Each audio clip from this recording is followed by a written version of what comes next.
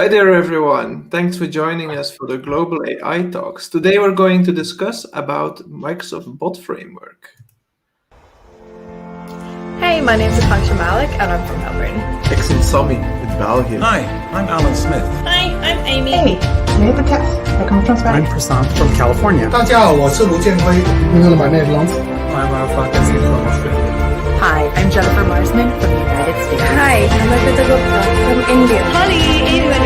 Hi, I'm Matthew Renton from the USA. I'm Joseph Isaac from California. Hi, Midi Edi Daoud from Ghana. Hi, I'm Ana Famana. Merhaba, ben Türkiye'den Daron Yönden. Hi there. Hi. Hi. Hi. Hi. Hi. Hi.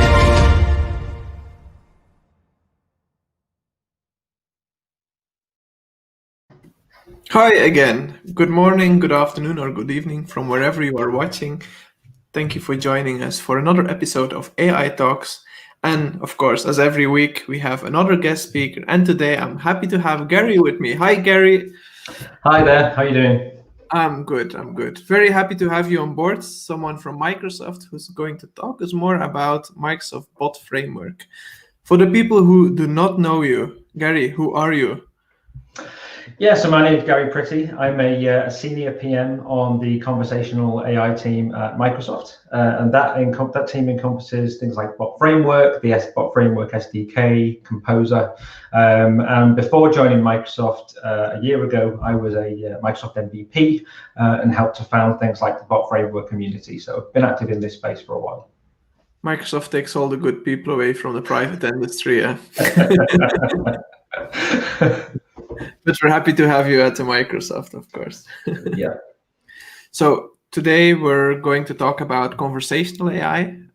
Microsoft has some great tools. We know the cognitive services, which have like QALewis, and the text analytics services, which are all part of the conversational AI or the NLP services. What exactly are you going to discuss today? Yeah, so today I'm going to start by providing an overview of the Microsoft Conversational AI platform and the various pieces and where sort of the bot framework sits within that, what other tools are sort of sat around it or on top of it.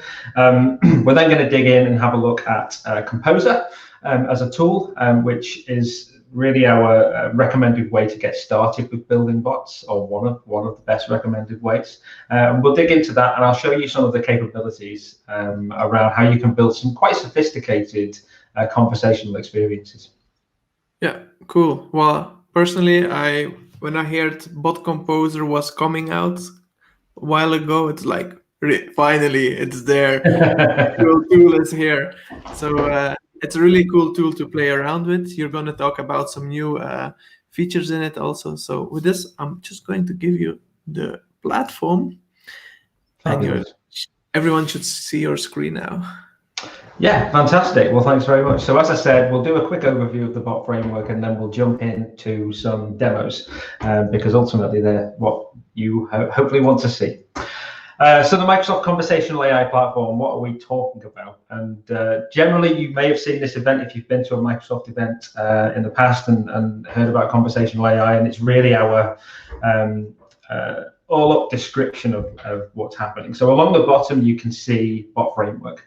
And essentially, the Bot Framework and the Bot Framework SDK provides you with the ability to build applications that can surface conversational experiences, so commonly known as chatbots, handling things like memory and state, prompting the user, asking the user for information, handling inputs from the user, from various different mediums, and really providing you with a set of tools that you can actually start to build out those conversational experiences. And for the last few years, the main option has been start with the SDK, and we have the SDK available in 4 languages. We have C#, JavaScript, Java, and Python. And you can head over to our GitHub repository and you can check out all of the samples that are there and getting started documents. And you may well have done that already if you've used a bot framework in the past.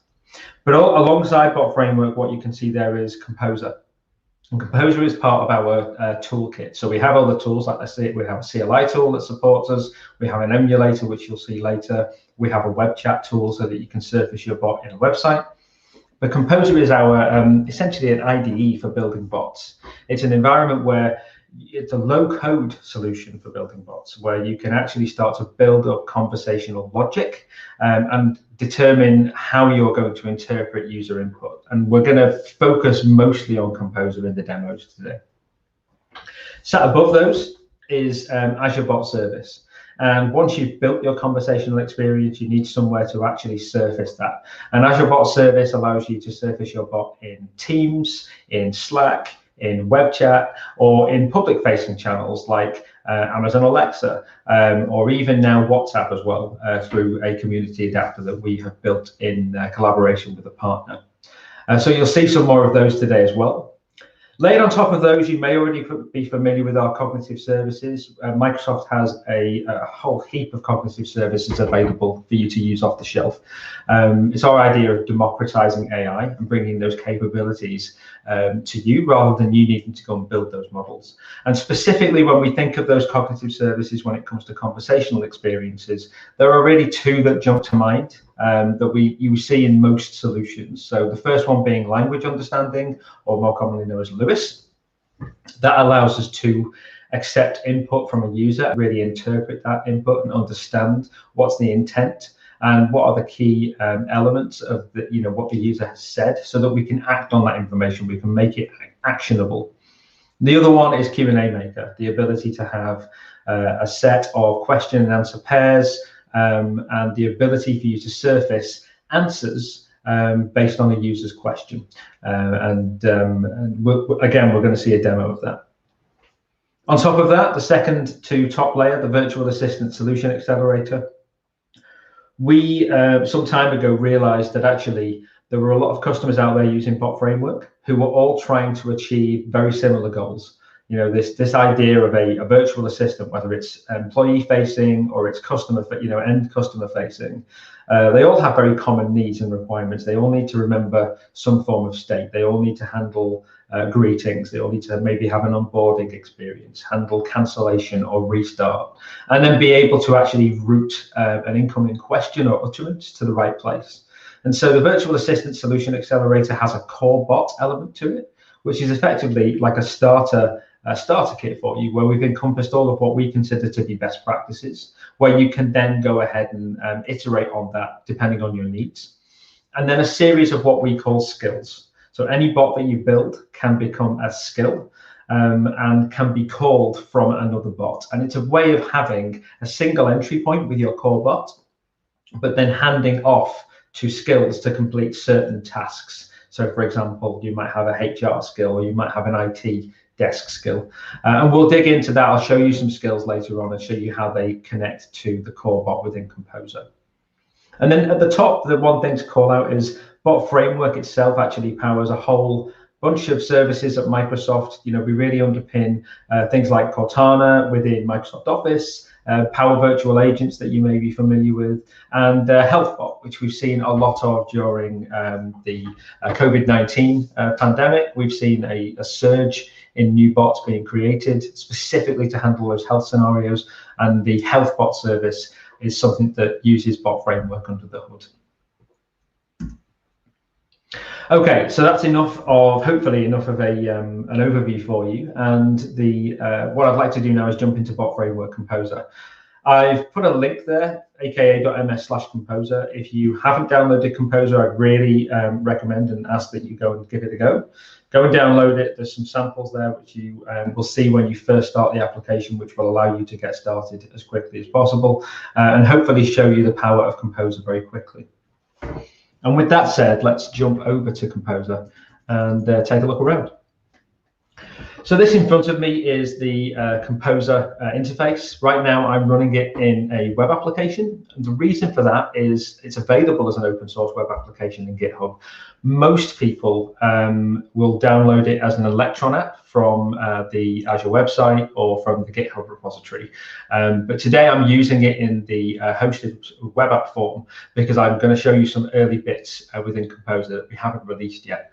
But the Electron app is available. I will show you that later as well. One of the other examples, but it's just a call out. You might be wondering why is one in the browser and one's over in Electron. It's the same app, we just make it available in two different ways. So The anatomy of a bot. What I've got here is a demo of a core bot. If you think back to a few minutes ago, I was talking to you about the virtual assistant and this idea of a core bot that can handle some key tasks that your sort of entry, your doorway into your bot for your audience might need to handle. So for example, on the left-hand side, we have what are called triggers. So everything that comes in from your users, every time they maybe type something into the editor, maybe they carry out some sort of action, maybe they click thumbs up on a message in Teams or Slack, we can receive that, and that gets transformed into an event or an activity that we will receive on the bot. And the way Composer works is it's very event-based. So when that activity comes in, we look at the available triggers that we've defined down on the left-hand side here. And if I click on the add button and click add new trigger on the demo, you can actually see all the different types of triggers that we can have. So we could have things like, I've received an activity. What type of activity? Is it a greeting, as in someone's joined the conversation? Is it a standard message activity that we've received? Have they ended the conversation on the client side? Have they actually closed the window, for example? Have they requested that there's a handoff to a human? And so once you add the trigger, what that then gives us is a conversational canvas, which we can start to actually build out logic within. So in this example, I've said, okay, when we see a conversation update activity, this trigger will be fired, and I want to execute on the logic within this particular window. And within this canvas, we have the ability to send a standard response. So we could simply send a message back here that just says, welcome, okay? We could ask a question. So we can actually prompt the user for things like confirmations or a number or text. We can do multi-choice prompting. Most of the prompts that you've seen in the SDK, if you've used it, are represented here in Composer as well. As you can see, I'll show you in a second, we can create conditions. So we can do if-else statements or switch statements as you would do within code, but the ability to actually rapidly create this logic within Composer and then change it if you need to and iterate on it is super. A couple of other things, we have some accessing external resources, skills we're going to talk about afterwards, but I could do a standard HTTP request from this canvas. So let's say the greeting trigger was fired and I know the name of the person. Maybe I want to send off a HTTP request to collect some more information about them so that I can use that later on in the conversation. We also have the ability to do sign in and effectively sign the user in against an OAuth connection. So you'll see in the demo later that we actually connect to Microsoft Graph. And so you've got the ability here that when the user is talking to you, just like you would if you built a website that connects to Graph and goes off and gets some information, you can do the same thing with a bot. It's just a different user interface. Okay, so if we just very, very quickly look at the logic here, what we're actually saying here is we've created a loop and we've said for each member that has been added, then let's jump into this loop. And then we're going to check that the member that's been added is not the bot, because the bot gets added to the conversation as well. So that's our sort of first check. If it's not the bot, then we're actually going to go ahead and check whether or not we've actually stored their username before. Do we know who this user is? And if we do, then we'll send one response, which effectively says, it's a returning user greeting. And if we don't, then we'll send a new user greeting. Now, one of the questions that you might have now is, what on earth is this syntax over here? And this is an expression language that and a syntax that we use called language generation. If you've used the SDK before, you may know them from as LG files. And they're effectively a way for you to describe the activity that should be sent back to the user. At its simplest level, I can just say something along the lines of, welcome new user, and that would be enough. That would send a text response back to the user.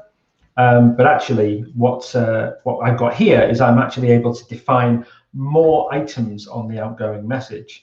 So I've said, okay, I want a new user greeting. We'll jump in and I'll show you that afterwards as to why it's a template.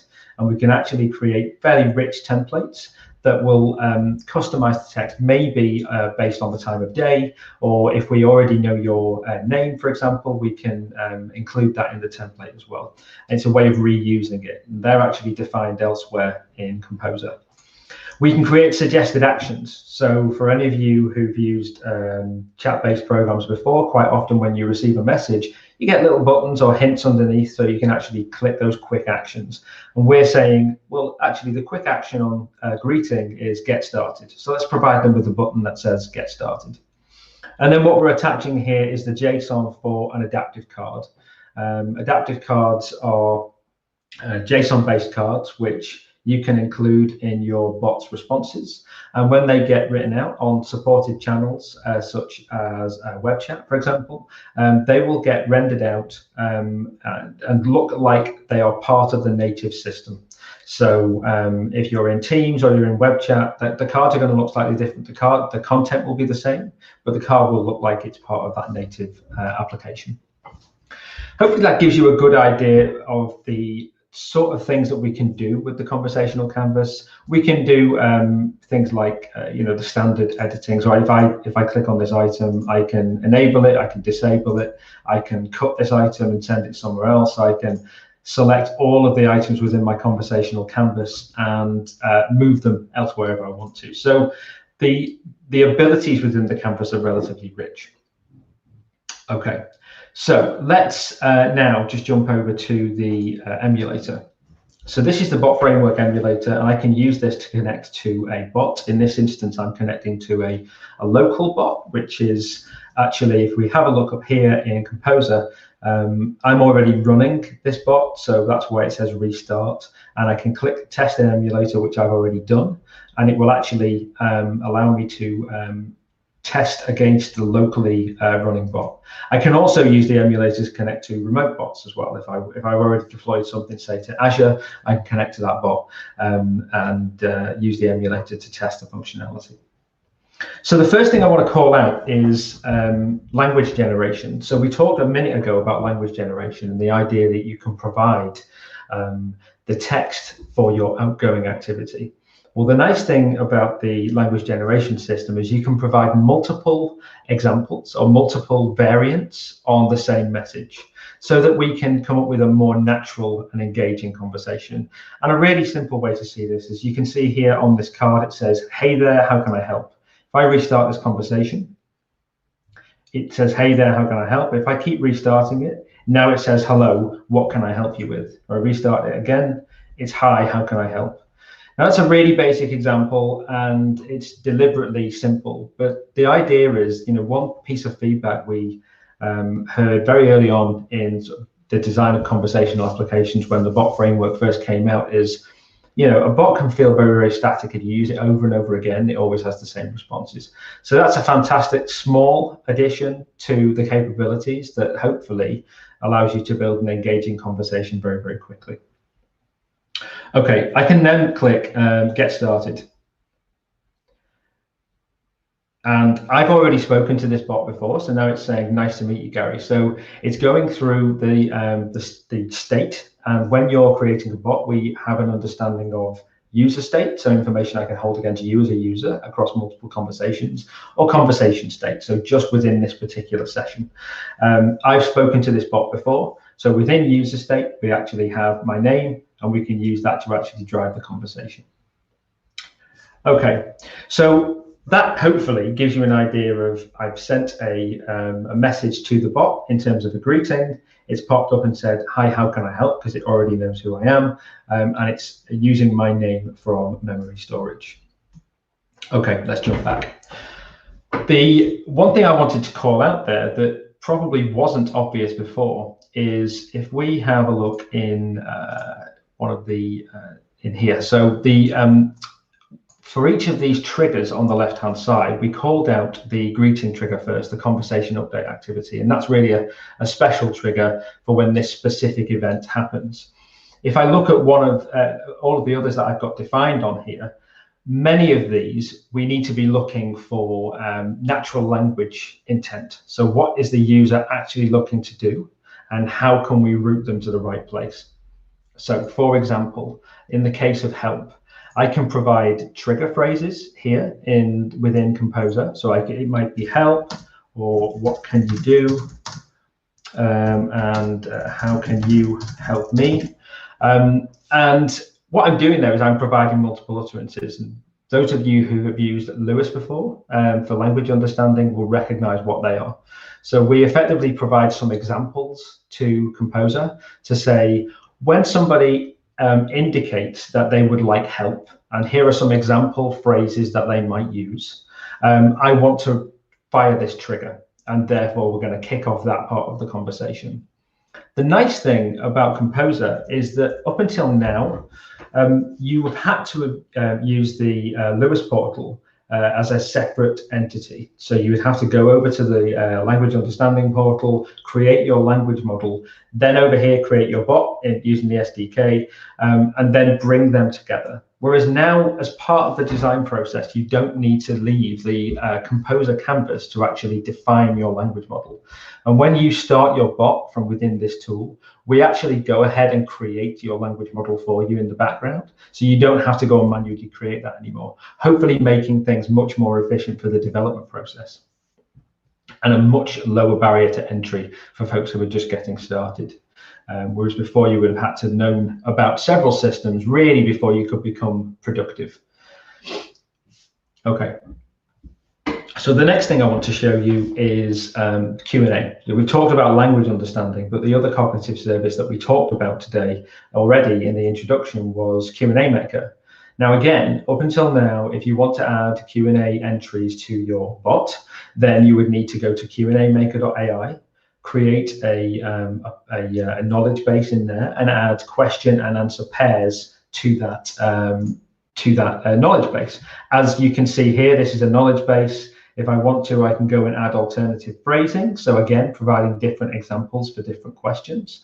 And these are my question and answer pairs. So I've got what is Microsoft Ignite, and what date is it Microsoft Ignite happening? And we've got 2 question and answer pairs there. The great thing was, though, I didn't have to create this myself manually in the portal.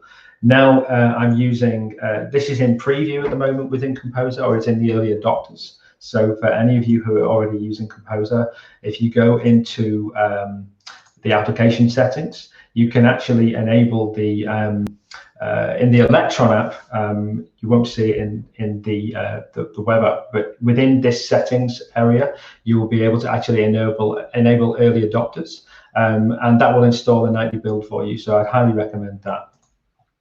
Okay, so how easy is it for me to actually get going and add one of these knowledge bases? Well, it's incredibly simple. I can click on add, just like I would have done to add a normal trigger. And there's a special type of trigger, so I can add a new knowledge base on here.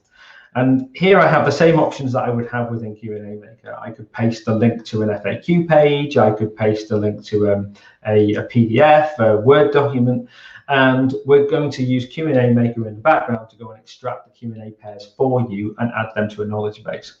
Or you can start from scratch and simply add your question answer pairs within Composer directly. And that's what I did in this case. So if we click over here into our Q&A section, you can expand this so you can see the different areas that we have available. And you can see here I've provided 2 questions, question and answer pairs, and I can continue to add additional Q&A pairs in here if I want to. And when I click Start Bot, it's going to go ahead and publish them up into QAMaker for me. Now, again, the big advantage here is the fact that I can stay within my workflow, stay within my context, and stay within Composer. So I'm not needing to either understand other portals, etc. I can actually just stay within Composer and be as productive as I can as quickly as possible. Okay, so now that we've seen the Q&A pairs, let's jump over here back into the demo and say, what is Microsoft Ignite? And we'll hit enter and we'll see what happens. So you can see there that relatively quickly the answer came back that we have held in our Q&A pair. Now, the great thing here is about the emulator is we can actually see what happened behind the scenes. So I said, what is Microsoft Ignite? So I'm using now the emulator's features to actually understand the audit trail of what happened. The next thing that kicked in is something called Orchestrator, which I'll talk about in a moment. That recognized that actually I need to send you over to QAMaker. And so it then called the QAMaker service. And the QAMaker service correctly identified the right answer to serve back up to me. And so you can actually use this, feature within the emulator to even inspect things like bot state. So for example, if I have a look in here at the value, I can actually see I've got my user and there's my name, Gary. And that's where my name was stored. And that's what my bot was looking at when it decided to actually give me one message over another. So the emulator is a super useful tool as well. Okay, so I talked before, and I realize it feels like we're jumping around a little bit, but I wanted to try and get as much into this demo as possible for new users and existing users. So we've just done a demo around QAMaker, and we talked about language understanding. And language understanding today traditionally uses the language understanding service, or LewIS. One of the things that you generally need to do when you're using LewIS with your conversational application is provide quite a number of examples, or sometimes you'll need to provide a lot of examples to indicate intent, because it will use those examples to then see how similar they are to the incoming message from the user. But what we've found is, unless you put a good number of examples into your trigger phrases or your intent definition within LewIS, sometimes it doesn't always capture the meaning of an incoming intent. You need to continually add more examples to get a high rate of accuracy. Well, now we're trialing, and this is why I'm using the web version of Composer. We have in preview right now something called Orchestrator, which is our next generation of language understanding. And Orchestrator uses a transformer model, which means we can actually just provide a few key phrases instead of lots of full intents. And Orchestrator will then do its best to actually predict our intent based on that. So as an example, if I look here at the weather skill, and we'll talk about skills in a moment, I have one trigger phrase, weather. And so if I jump over here to the bot and then say forecast in Seattle, what's going to happen is the Orchestrator recognition is going to run, and then hopefully we should get a weather forecast for Seattle. There we go. So there's the weather forecast. And again, I'm running the bot locally, which is why you're seeing potentially a short delay in response times. Once this is deployed, it's lightning fast. And so one thing to call out there is I said forecast in Seattle. Let's have a look at the trace for Orchestrator. Have a look at the results. The intents, and you can see it's correctly predicted our weather skill trigger, our weather skill intent, with a score of 0.75, effectively 75%.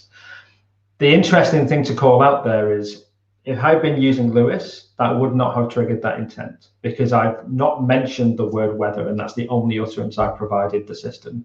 Whereas now I've said forecast in Seattle, and in the background, Orchestrator is relating the word forecast with the word weather, and it's triggering the correct intent. So hopefully super powerful, still in preview at the moment, but this is the sort of direction that we're going in to try and reduce the amount of work that you need to do when you are creating your language models for your experiences.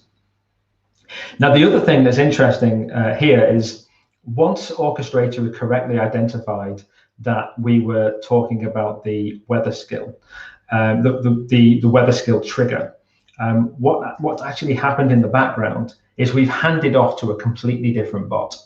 So I talked earlier about having the core bot and then having your functionality held within different skills or within different bots. And as I said, this can be super powerful because you as an IT team, let's say, or you as the people who own the bot can deploy the core. But then you can democratize the ability to, you could actually have the HR department, for example, go build a bot and say, this bot is going to handle all of the HR requests. and then we're simply going to connect that to our core bot. And that's really simple to do. So if we have a look at this skills dialog here, you can see that I've added several skills. I've got the weather skill, which you've just seen. I have a who skill, which I'll show you in a moment, and I've got a couple of calendar skills in terms of the demo, and you're going to see this one shortly. And once I've connected these skills are live bots on the internet, and we have each of them has a manifest that describes how they can be connected to, and you can secure the connection as well, so they can only be called by allowed sort of core bots as well. So it's not like I can create a bot and go ahead and call your skill. You can actually restrict that and make sure that only your bot can call your skill, depending on the scenario. We jump back to the weather skill trigger. So as we saw here, just to recap, trigger phrase weather, Orchestrator kicked in when I sent the message. It recognized that actually the best intent match it could find was for weather when I said forecast in Seattle. That fired this trigger over here on the left. And then I've only got one action here, and that is connect to a skill. And as you saw before, I can access external resources, click connect to a skill, and it will drop this action onto my canvas. And this action, I can then pick from the different skills that I have available, and that's it. So next time I run that bot, if that trigger fires, then it will actually hand off and send the message that has been received from the user. It will effectively just forward that onto the skill and have the skill handle it, and the skill will send a message back, which we will then route back to the user. So skills can be extremely powerful for componentizing, because some of the virtual assistants and enterprise assistants that we see today are much larger than they were when they were really sort of experimental a few years ago. Okay, so in terms of the other skills that we've got available on here, as I said, we've got a calendar skill. So again, here I've got some keywords: calendar, meeting, agenda, event.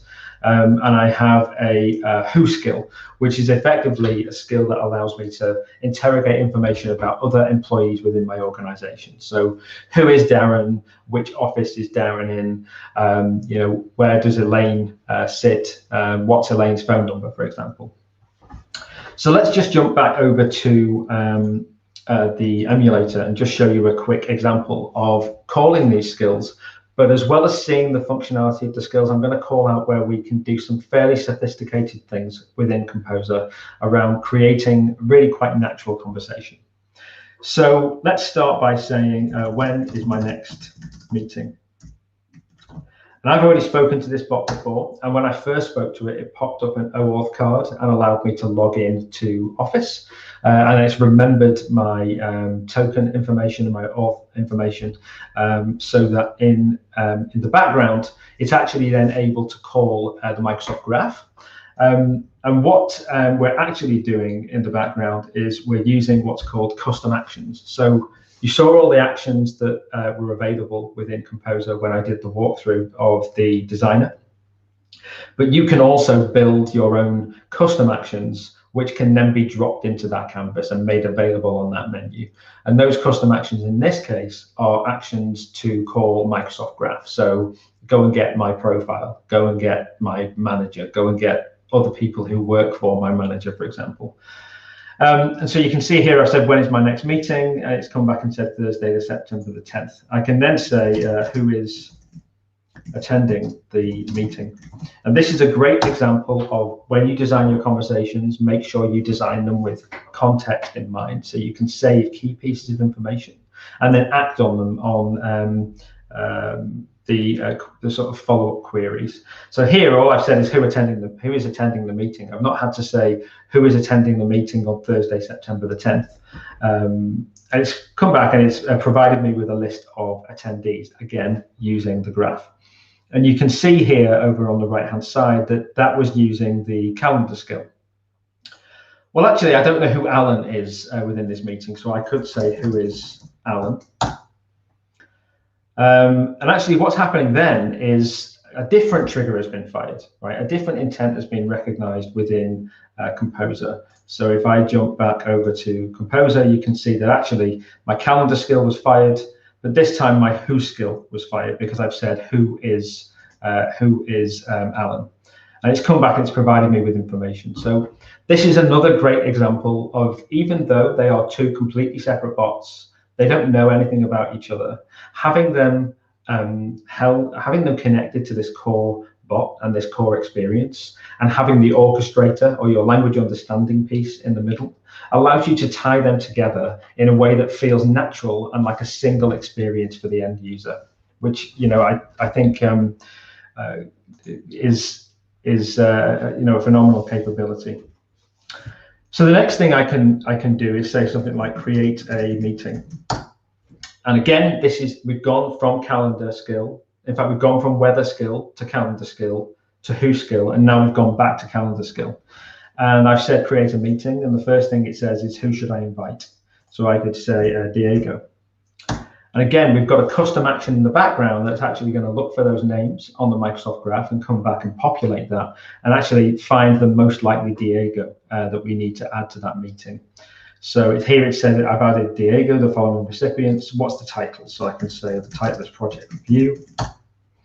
And you can build up this functionality relatively what you would consider to be waterfall functionality. And actually, what I can show you is this is the Electron version of Composer, and this is the calendar skill that we're actually talking to right now in Composer. And so within the create an event dialog, I'll begin.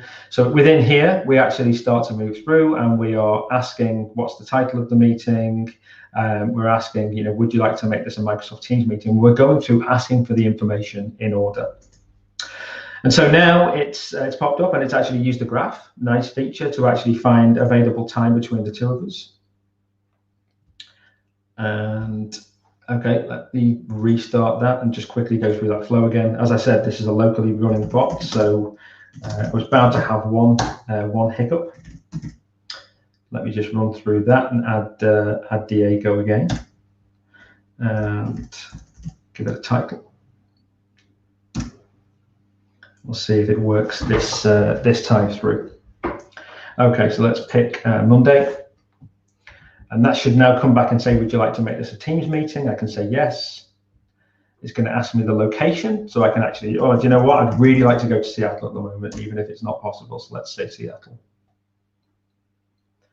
And then finally, it's going to ask me for the description. So I can say, discuss the project. Now, finally, it's going to confirm with me that all of those details are correct. So right now, it said, okay, here's the meeting that I've got. Is this correct? The attendees, etc. It's saying yes or no. Okay. Now, traditionally, with a chatbot, if you don't answer what it's expecting, it's going to say, sorry, I don't understand, or it's simply going to ask you again.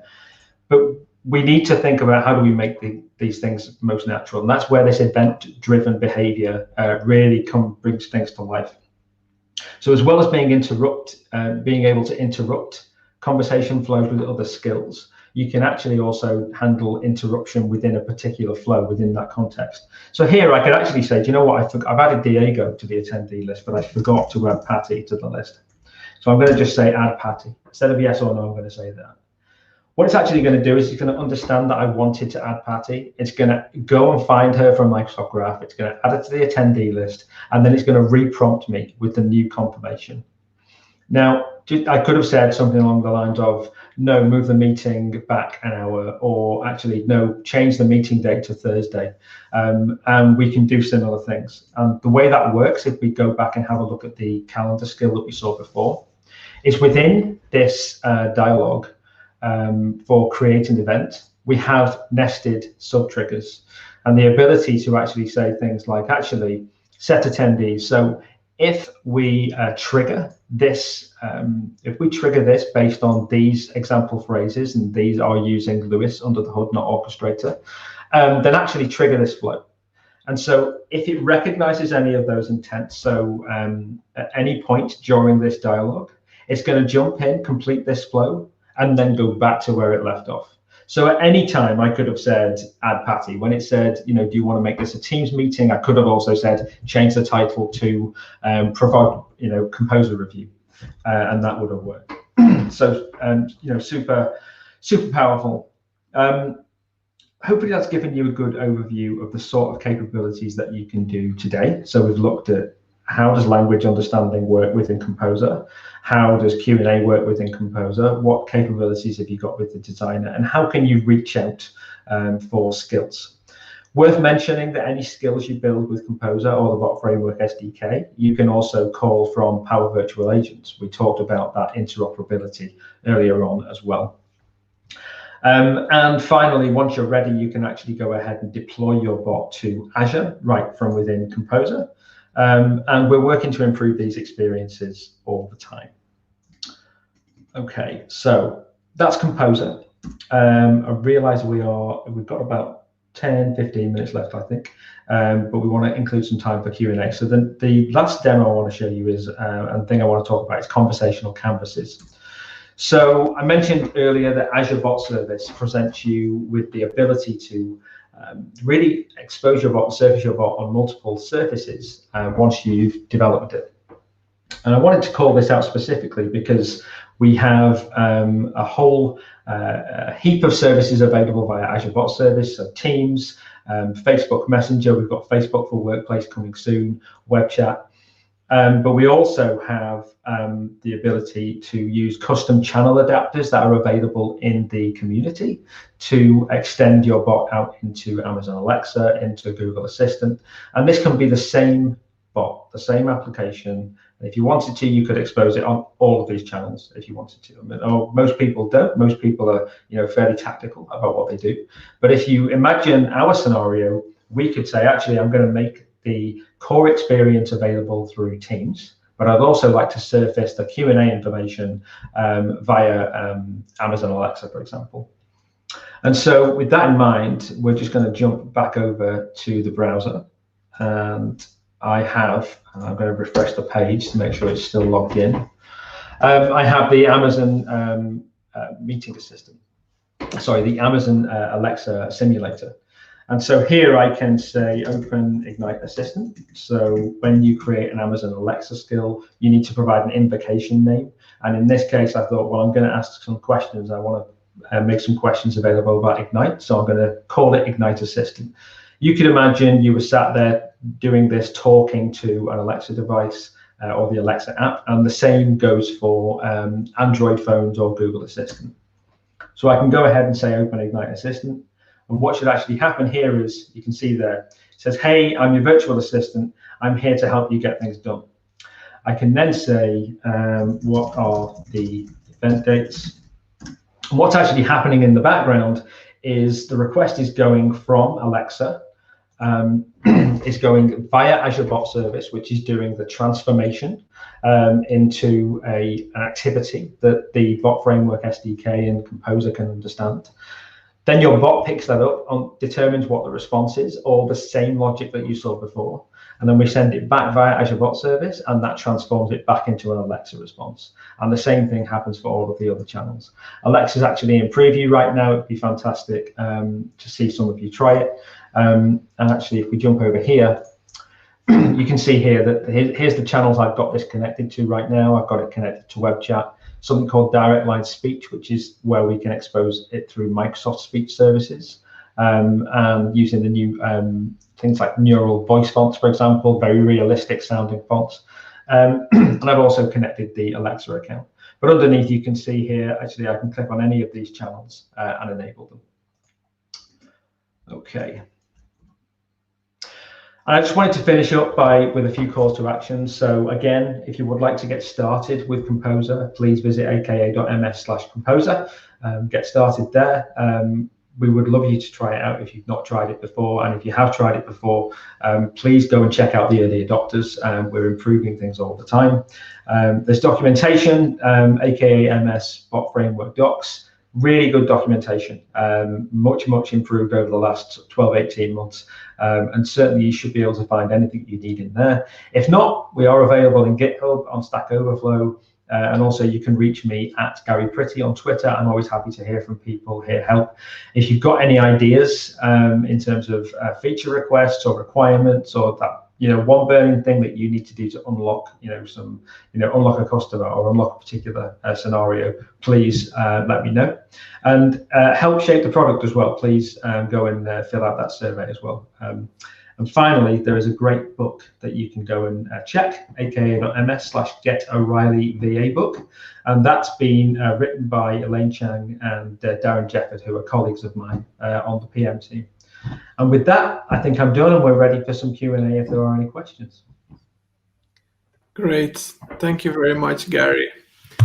So if you're watching live and you have a question, well, please don't hesitate to use the chat function on Twitch or on Facebook, on YouTube, and we will be able to answer it to you. So, and meanwhile, I will ask you a question, Gary. Okay. You talked about Orchestrator. Mm-hmm. Can we compare Orchestrator a little bit with Dispatch, or it's totally different? No, so you're absolutely right. So at the moment, for those who aren't familiar, you have your language understanding model, your LeWis model, which is using the language understanding intelligence service in Azure. And you can use that to build out multiple intents. We also have this idea of what's called a dispatch model on top, which will take multiple LeWis models. So if you think about a scenario where you've got multiple skills, so in my case, I had calendar, who, weather, they've all got their own LeWis models associated with them. And we need to figure out a way of how we can route to the correct skill. And that's where our dispatch service comes in. Right now, today, it will take information from each of those language models, collate them together into like a master language model.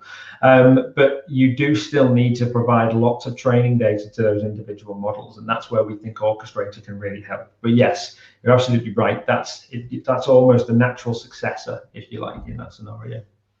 So Orchestrator somehow a kind of pre-trained model already, which recognizes already a bunch of information. That's right. It's using it, and I'm certainly no expert in this area. We've got some incredibly smart folks on the team who are working on Orchestrator, but it's using a transformer model, and it's got a model under the hood. So instead of starting with a blank screen and only really understanding your utterances that you provide it, it has a whole model underneath which you can actually use for context and understand, potential synonyms. And so you saw before I said weather, and it understood that there was a relationship between forecast and weather and was able to trigger that intent. Okay, cool. There's no questions yet, so Okay. we still have time for open questions. Back to QAMaker. Yeah. Connect QAMaker with Framework Composer. We had multi-dialogues. Yes. So right now in the nightly build, we have. In fact, I can jump back to Composer and show you, because that's a really good reminder to call this out. So what happened when I've done add a new knowledge base to my bot, what's happened is it's created another trigger, and this time it's a Q&A specific trigger. And when you click on that trigger, you can see actually what we do is pre-populate the canvas for you with logic to allow you to do things like Multiturn, which is a feature within QAMaker today, which allows you to effectively connect, for those of you who aren't familiar, connect Q&A pairs together. So you could say, actually, if this Q&A pair gets triggered and I display this answer, here are some obvious follow-up questions that exist within my knowledge base. So it might be, tell me about the battery in a product manual. And then the follow-up questions might be, how long does the battery last? How do I change my battery? And so that requires multiple API calls to QAMaker, and we provide you with the logic to do that today. This is the current preview. There is more capabilities coming to QAMaker in the future as well, in the next release.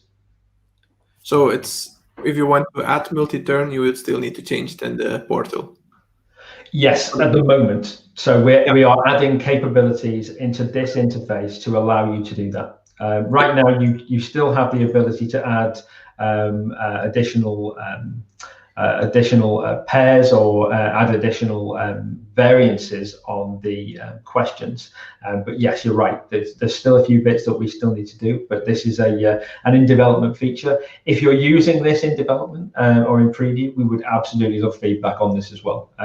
It's something we've heard a lot. Why isn't QAMaker within Composer? So now it will be, which is exciting. And so I think our next release we're probably tracking for the last quarter of this calendar year, and we'll see QAMaker then. Cool. Now I had a question. Now it's gone. So it's just the excitement of QAMaker. Yeah, but the QAMaker is an awesome tool. But actually, you almost need to copy the whole service back into Composer now. Yeah, well, it's one of those things where we always look for those to make sure that we're making the right investments in our UI interface and Composer as a tool. And actually, whilst you could look at it as we're duplicating, actually, well, now I've got two different places. Well, actually, it's more around making sure that you can continue within your workflow and your context without needing to break off and go and manage your Q&A model over here and your Lewis model over there. So we think it's a sensible investment. Yeah. So when you add questions, is it saved locally, the questions, or are they immediately pushed to Q&A? Yeah. No, so they are saved locally. And one thing I could call out, and I'm just not sure why we're not. There we go. Right. So I don't see it in there. Let me see if I see it in here.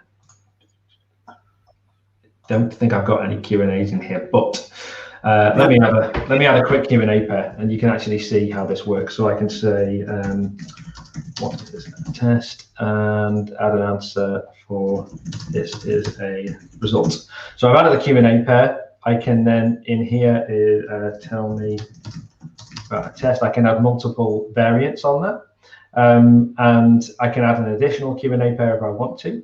But then if I click edit mode, what that's actually doing behind the scenes is that's actually generating our Q&A and LU, language understanding syntax. It's creating this language understanding file, which is effectively like a markdown syntax to represent your model. So in this case, it's representing my Q&A pair. And if I switch over to user input for the calendar, and if I pick one of these files and click edit mode, you can see these are all of the utterances for our calendar skill. And this is the same, but this is actually defining our language understanding, our Lewis model. And what happens when I click Start Bot is it's actually, when I first start it, it will prompt me for a subscription key for QAMaker if I've used QAMaker, and an authoring key for Lewis if I've used Lewis. And then it will automatically grab those local files and push them up into the services. And if it's the first time you've done it, it will go and create the apps for you within Q&A and Lewis, the actual applications themselves. And we're also working on, we have provisioning scripts right now for Composer. So when you come to deploy, there is a PowerShell script that you can run, which will create all of your Azure resources for you. We're working on improved provisioning and publishing experiences as well at the moment within our current cycle. But yeah, hopefully that answers the question. Everything's kept locally. And what that means is you can actually check this stuff into source control. So you can actually work in a multi-team, multidisciplinary way as well. Before, yeah, we're with QAMaker service, the portal on itself, there's not really any version control. So that's a great. And to call out for people, so within settings, if you go to runtime config, you can actually, this is off by default, but if you enable custom runtime, that will actually eject under the hood. What Composer is doing is it's actually just still working with an SDK solution file, right? So if I click use custom runtime and I go to this folder,